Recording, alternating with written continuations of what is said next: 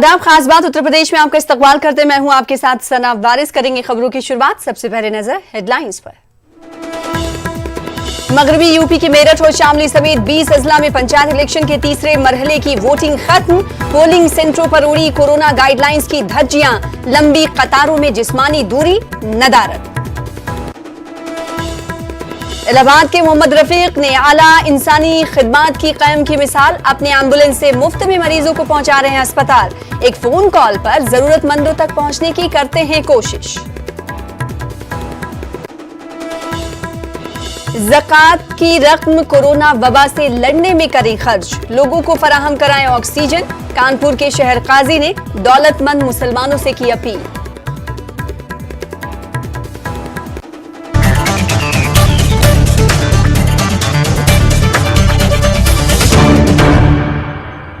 खबर तफसील से। उत्तर प्रदेश में पंचायत इलेक्शन के तीसरे मरहले के लिए आज वोट डाले गए। मगरबी यूपी के मेरठ और शामली समेत सूबे के 20 अजला में आज वोट डाले गए। मेरठ के 12 ब्लॉक में 33 जिला पंचायत और 479 ग्राम पंचायतों में ग्राम प्रधान सीट के लिए वोटिंग हुई। इस दौरान पोलिंग सेंटरों पर वोटरों की काफी भीड़ नजर आई। वोटिंग के लिए लोग लंबी लंबी कतारों में खड़े होकर अपनी बारी का इंतजार करते रहे, लेकिन कोरोना इन्फेक्शन के खतरे को लेकर जारी गाइडलाइन की धज्जियां उड़ती हुई दिखाई दी। मेरठ में देहात के ऐसे ही एक पोलिंग सेंटर का जायजा लिया हमारी टीम ने। यूपी के 20 अजला में पंचायत इलेक्शन के लिए आज वोट डाले जा रहे हैं। मेरठ के भी जो दही इलाके हैं वहां पर वोटिंग चल रही है और बड़ी तादाद में लोग अपने हक राय दही का इस्तेमाल करने पहुंच रहे हैं। लेकिन अफसोस की बात यही है कि जो कोरोना गाइडलाइन जिस तरह की जारी की गई थी उसको नहीं फॉलो किया जा रहा है और भीड़ को किसी तरह से मैनेज नहीं किया जा रहा है। और लाइनें आप देख रहे हैं कि किस तरह से लोग एक दूसरे से लग के खड़े हुए हैं। जिस तरह के हालात हैं कोरोना के, अगर उस हालत में भी इस तरह से लापरवाही बरती गई तो ये कहना गलत नहीं होगा कि इन्फेक्शन अगर किसी एक को भी हुआ तो किस तरह से दूसरे और लोग इससे मुतासिर होंगे और कितना बड़ा ये जो है कोरोना विस्फोट होगा। लेकिन क्योंकि इंतखाबात हैं और गांव में पंचायत इलेक्शन की अपनी एक अहमियत है, तो घर के एक एक वोटर को यहाँ पर जो कैंडिडेट्स हैं वो लेकर आते हैं और वोट डलवाते हैं। और यही नज़ारा इस वक्त यहाँ पे मेरठ के नरहड़ा गांव में भी देखने को मिल रहा है। पुलिस क्योंकि फोर्सेस का ड्यूटी और दूसरे इलेक्शंस में के दूसरे और बूथ्स पे लगी हुई है, पुलिस फोर्सेस कम है, जिसकी वजह से जो पोलिंग बूथ हैं वहाँ पर भी उनकी तैनाती कम है, कम तादाद में है। तो एक बहुत बड़ा मसला ये भी है कि इतनी बड़ी भीड़ को वो कैसे मैनेज करेंगे। लेकिन जिस तरह से सोशल डिस्टेंसिंग को फॉलो किया जाना था वो चीज़ यहाँ पे कहीं नज़र नहीं आती। लोगों ने मास्क तो लगा रखा है लेकिन उसमें भी बदएहतियाती बरती जा रही है। और जिस तरह से देख रहे हैं कि लाइनें लगी हुई हैं, लोगों में एक जोश तो है अपने कैंडिडेट को जिताने के लिए। और गाँव के इलेक्शन में यही देखा जाता है कि एक एक वोट की अहमियत होती है और लोग अपने जो वोटर होते हैं उनको ले के जाते हैं और वोट डलवाते हैं। यहाँ पर सभी तरह के लोग, सभी तबके के लोग यहाँ पर मौजूद हैं। कुछ ऐसे भी यहाँ पे ख़वातीन दिखीं जो रोज़ा रख के आई थीं और वो लाइन में लगीं और उनको जो है कमज़ोरी और चक्कर की वजह से वो यहाँ पे गिर गईं। लेकिन जिस तरह से वोटिंग का ये सिलसिला पूरा चल रहा है, यही कह सकते हैं कि वोट के लिए लोग अपने हक़ राय दही का इस्तेमाल तो करें, लेकिन इस वक्त एहतियात बरतना भी बहुत ज़रूरी है। जिस तरह से कोरोना के ये मामले बढ़ रहे हैं और लगातार 1000 से ऊपर का एवरेज मेरठ में आ रहा है। सर, किस तरह की यहाँ पे व्यवस्था की गई है और किस तरह से चल रहा है इलेक्शन? इलेक्शन बढ़िया चल रहा है। जितना हम कर सकते हैं उतना भरसक कोशिश हमारी यही है कि शांतिपूर्ण इलेक्शन हो जाए। भीड़ है, क्या उसको मैनेज करने के लिए किसी तरह से व्यवस्था की या फिर जो लोग मास्क लगा के नहीं आ रहे हैं? नहीं, मास्क लगा कर आ रहे हैं। दो आशाएं हैं, वो जिनके पास मास्क नहीं है आशाएं मास्क दे रही हैं। आप देख रहे हैं कि पंचायत इलेक्शन में पोलिंग बूथ्स पर व्यवस्था की गई है। पुलिस की तादाद कम ज़रूर है लेकिन अपनी तरीके से वो मैनेज करने की कोशिश कर रहे हैं। लेकिन क्योंकि भीड़ ज़्यादा है और गांव और दही इलाकों में जिस तरह के हालात होते हैं कि लोग एक साथ जाते हैं, उनको मैनेज करना भी बड़ा मुश्किल होता है। तो ये देखते हुए कि व्यवस्था किस तरह की है, जो पुलिस के एहलकार हैं वो अपनी ड्यूटी तो अंजाम दे रहे हैं, लेकिन जिस तरह से आप देख रहे हैं कि सोशल डिस्टेंसिंग को उस तरह से नहीं फॉलो किया जा रहा है यहाँ पे, तो ये एक ख़तरा ज़रूर बना हुआ है। तंजीर अंसार, न्यूज़ 18 मेरठ।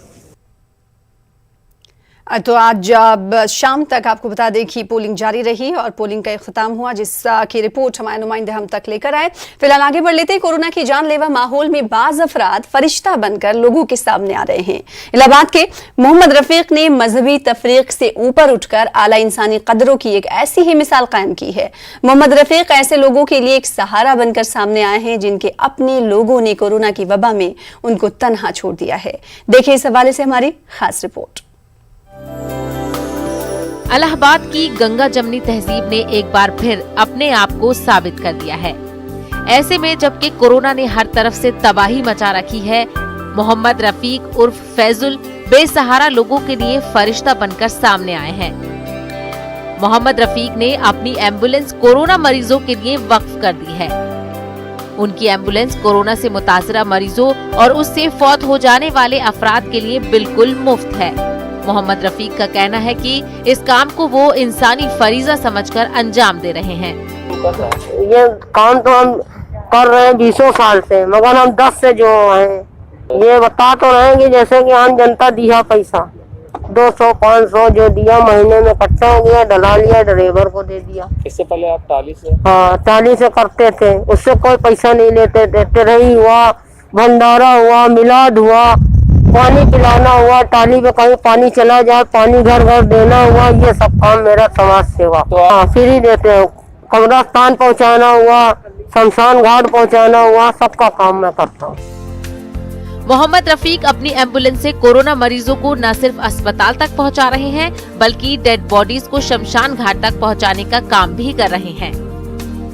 कोरोना से फौत हो जाने वाले अफराद की डेड बॉडी शमशान तक पहुंचाना एक मसला बन गया है, लेकिन मोहम्मद रफीक एक फोन कॉल पर बगैर किसी उजरत के ये काम दिन रात अंजाम दे रहे हैं।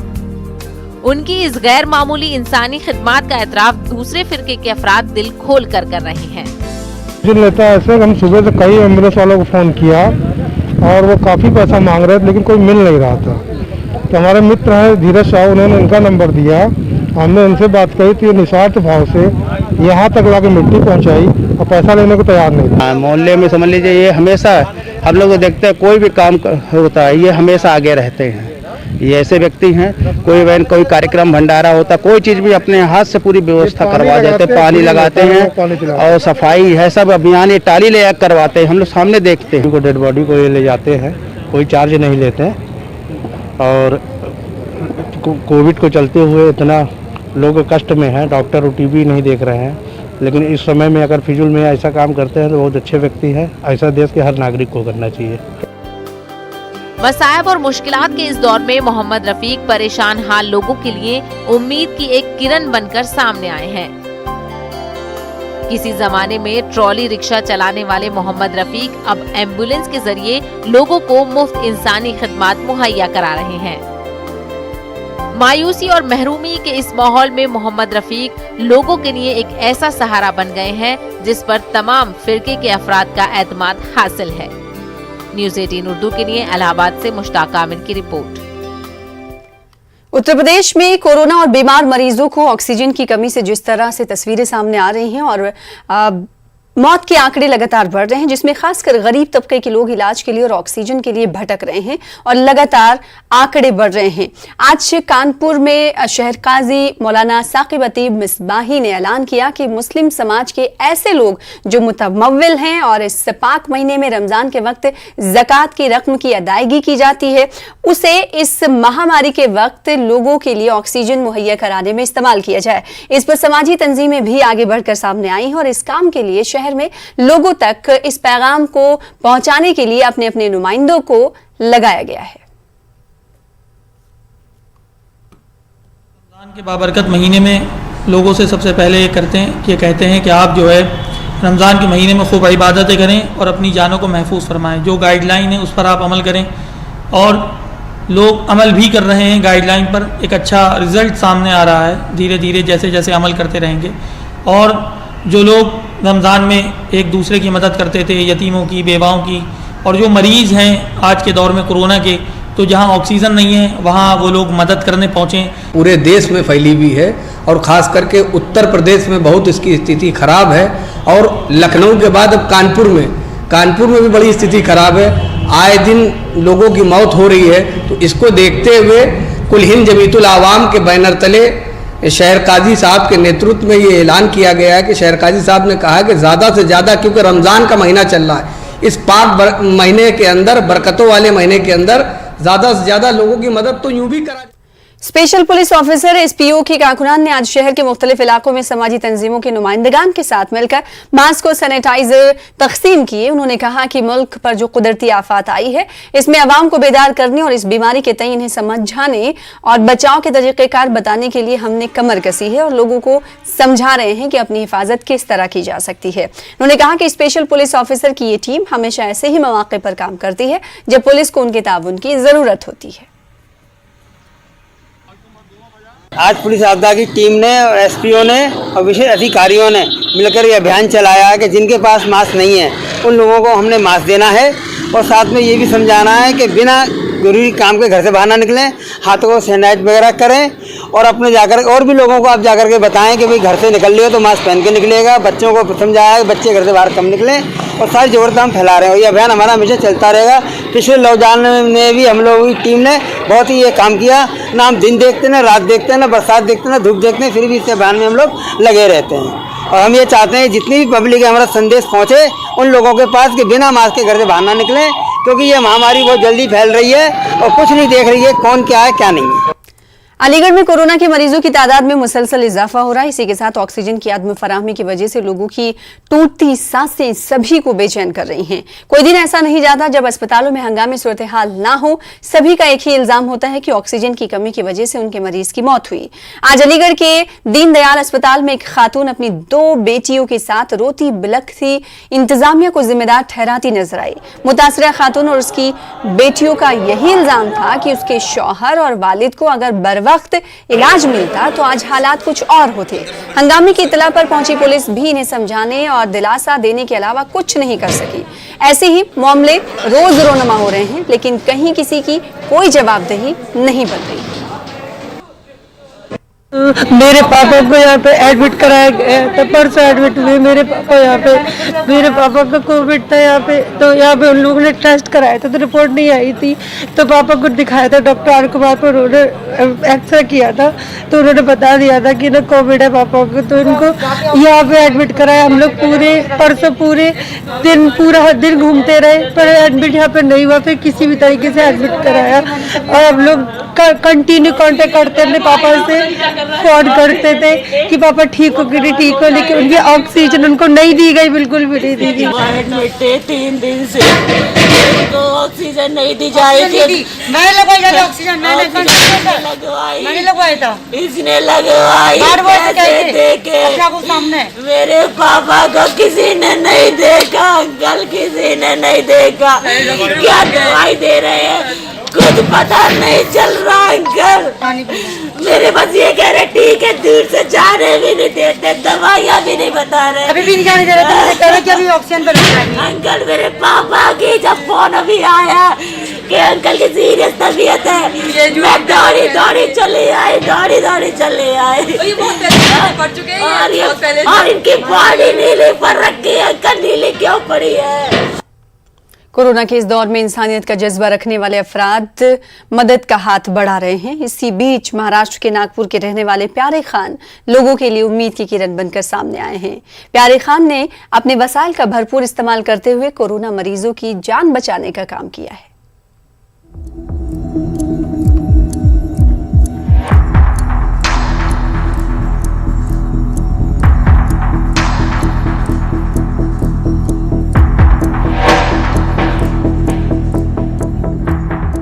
कोरोना वबा के इस दौर में महाराष्ट्र के नागपुर के रहने वाले प्यारे खान लोगों के लिए उम्मीद की किरण बनकर सामने आए हैं। संतरे बेचने से शुरुआत करके ऑटो रिक्शा चला चुके प्यारे खान अब एक बड़े ट्रांसपोर्टर हैं।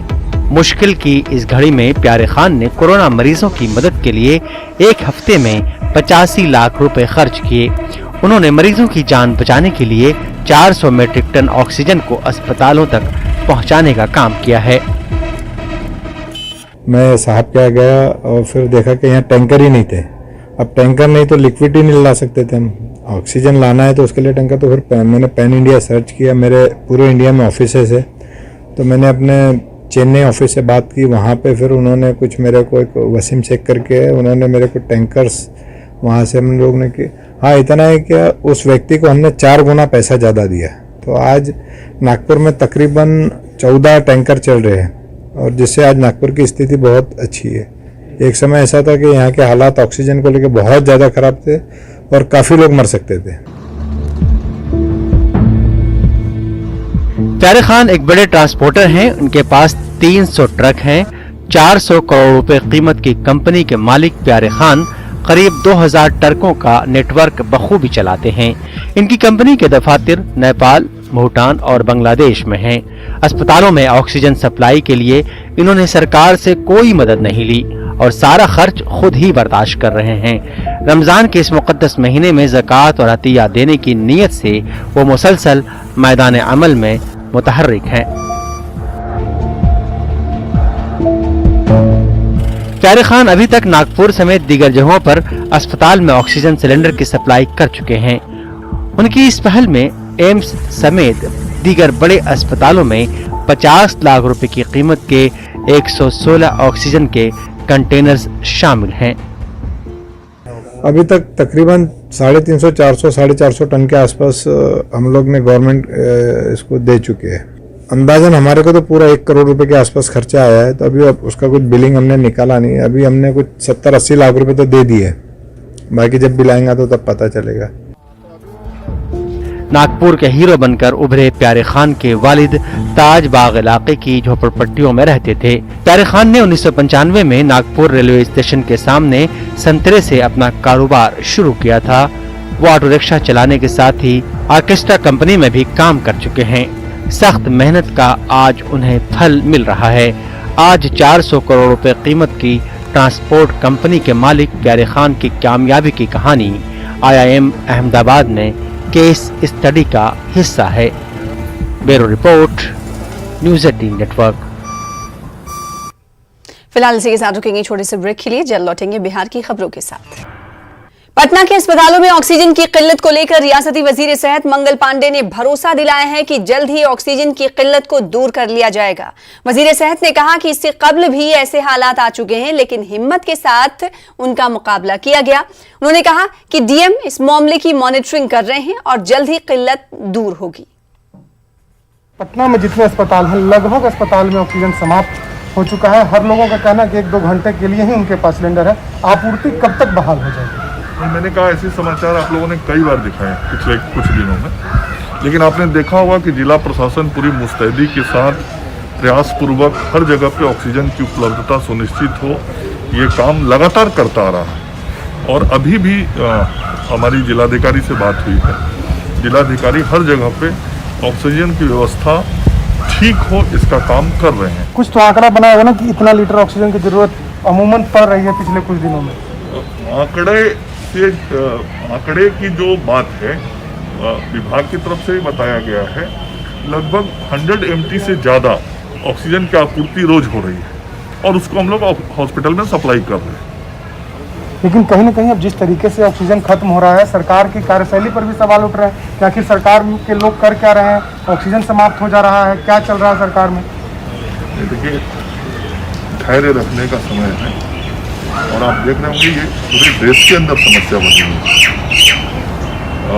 कई राज्यों में स्थिति इससे भी ज़्यादा भयावह है, वो आप ही लोग चैनल पे दिखा रहे हैं।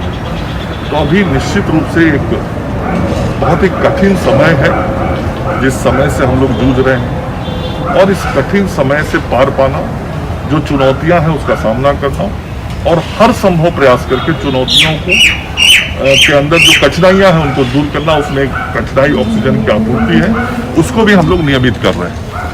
तो बिल्कुल हमारे साथ स्वास्थ्य मंत्री थे जिनका कहना है कि आपूर्ति को हम लोग जल्द बहाल करने की कोशिश कर रहे हैं, लेकिन उनके पास भी ठोस जवाब नहीं है कि कब तक, कितने बजे तक ऑक्सीजन की आपूर्ति पटना के सभी अस्पतालों में हो जाएगी। शैलेंद्र, न्यूज़ 18 पटना।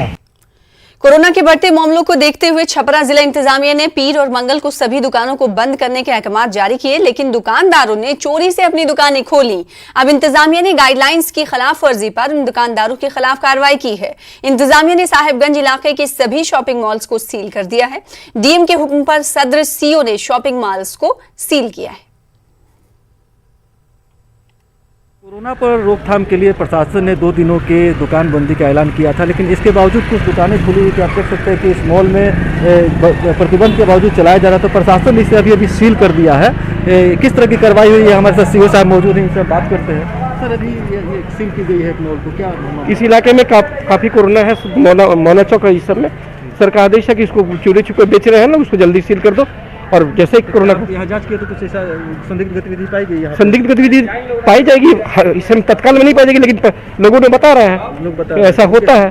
तो आप देख सकते हैं कि शॉपिंग मॉल है जिसे निवास मार्ट कहते हैं, उसके ऊपर प्रशासन ने अपनी सील लगा दी है ताकि इसे खोला नहीं जा सके। और आज जो बता दें कि रविवार और सोमवार 2 दिनों की साप्ताहिक बंदी का ऐलान किया गया, जिसमें सभी दुकानों को बंद रखना था। ऐसे प्रशासन को ये सूचना मिली थी कि कुछ दुकानदार जो है चोरी छुपे बिजनेस कर रहे थे। इसे एहतियातन कदम उठाते हुए उन दुकानों को सील कर दिया गया है। कई दुकानों को सील किया गया आज प्रशासन द्वारा, जिसमें ये निवास मार्ट भी शामिल है। और प्रशासन का कहना है कि ये कार्रवाई तब तक जारी रहेगी जब तक कि कोरोना के तमाम मामले खत्म नहीं होते हैं।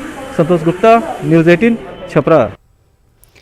कोरोना वबा के फैलते असरात और लॉकडाउन के खौफ से एक बार फिर महाजिर मजदूरों के घर लौटने का अमल शुरू हो चुका है। मुंबई के एलटीटी स्टेशन पर कई ऐसे मजदूर दिखाई दिए जो कामकाज बंद होने के सबब गांव का रुख करने पर मजबूर हैं।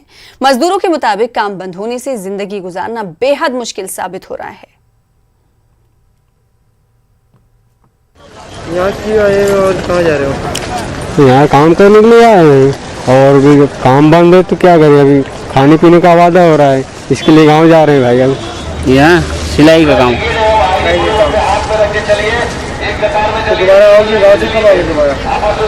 देखेंगे, अभी जाने के बाद गांव जाते हैं। अब वहाँ से आने का टाइम थोड़ी फिक्स रहता है। काम हम नहीं है, इसके लिए जा रहे हैं हम।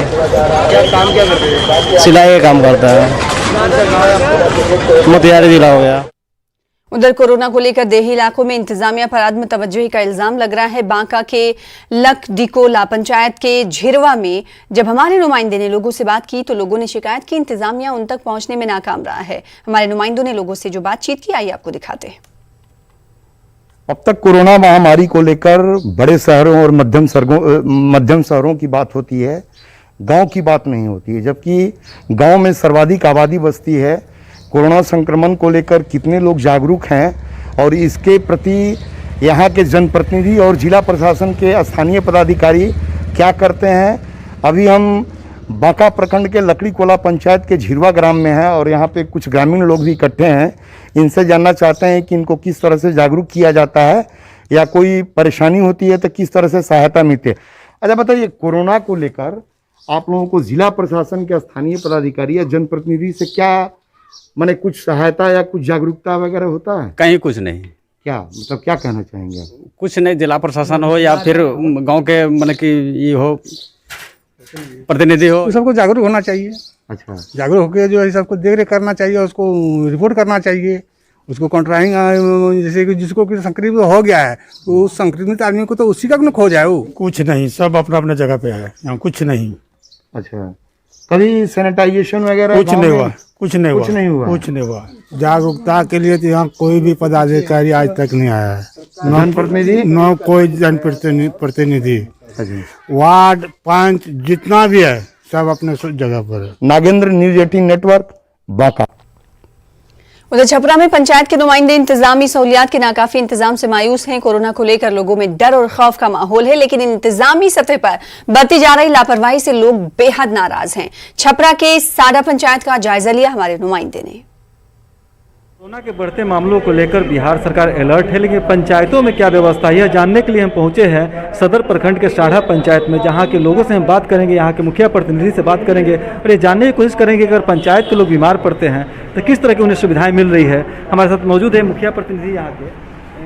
अगर कोई बीमार पड़ता है पंचायत में तो किस तरह की सुविधाएं यहाँ? कोई सुविधा नहीं है, कोई एम्बुलेंस का व्यवस्था नहीं है। और पंचायत भवन में अभी जो वैक्सीन चल रहा है, आज यहाँ चलता है कल वहाँ चलता है, पंचायत भवन में सैनिटाइज करने के लिए कोई व्यवस्था नहीं है। कोई व्यवस्था नहीं है। सरकार का घोषणा होता है कि मुखिया जी मास्क बांटेंगे, तो मुखिया जी को फंड मिलेगा तो सामान मिलेगा तब न बांटेंगे। ऐसे तैसे उसका व्यवस्था सही ढंग से नहीं। फिलहाल इसी के साथ इस बुलेटिन में इतना ही। मजीद ताज़ा खबरों के लिए आप लॉग इन कर सकते हैं हमारी वेबसाइट news18urdu.com पर। मुझे दीजिए इजाज़त।